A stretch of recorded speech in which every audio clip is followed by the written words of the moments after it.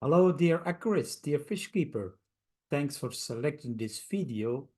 You want to learn something about a specific disease that occurred with the cherry barb, the titteya cherry barb, a very common small barb that is very common in our aquarium. And this fish came from a breeder facility, well, that had some serious problems. I will not mention the origin of the country because I would be in trouble these days if I would say the origin. But anyway, breeders can have a risk of creating problems. That's normal. So prevention measures and biosecurity could help to solve it. And this case was a specific fish, well, that was difficult to deal with. On the moment you receive that fish, well, they look nice and you have to work with it, and it was a serious bacterial infection in this cherry barb, in my case 247.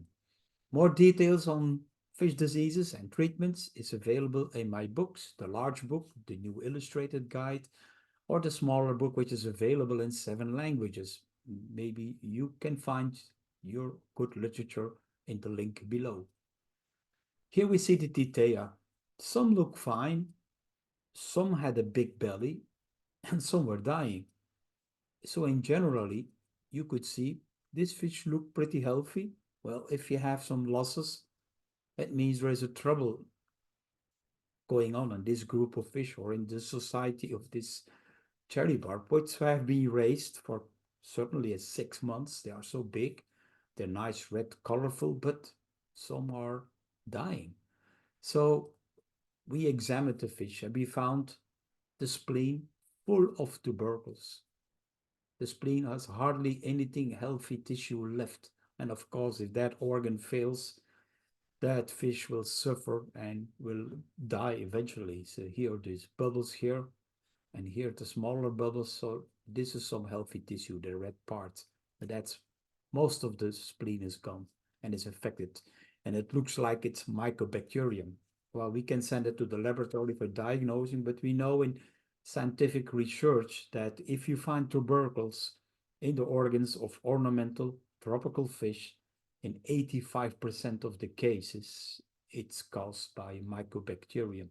I have discussed this in my first videos I made. I showed it in my studies on Mycobacterium. That is probably the origin. And it's a problem when you deal with ornamental, particularly in tropical waters.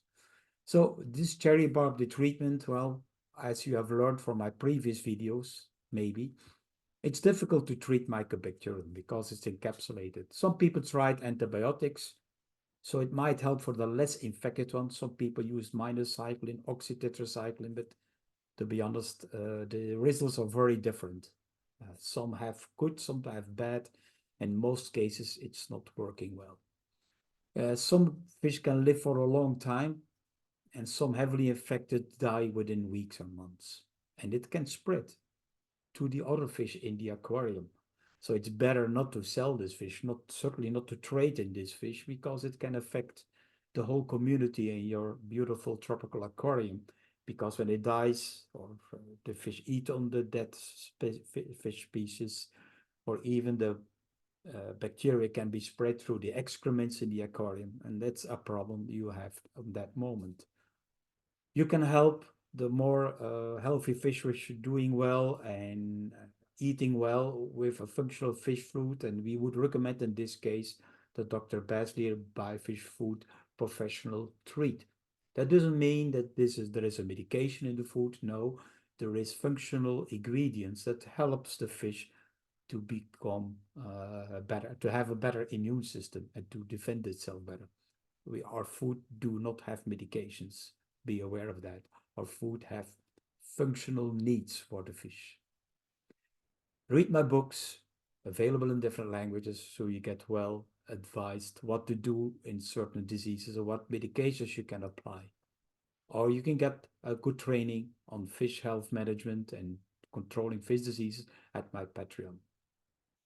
So I hope this video explained you this specific case coming from a breeder that was breeding Mycobacterium in the cherry bark. Thank you for watching.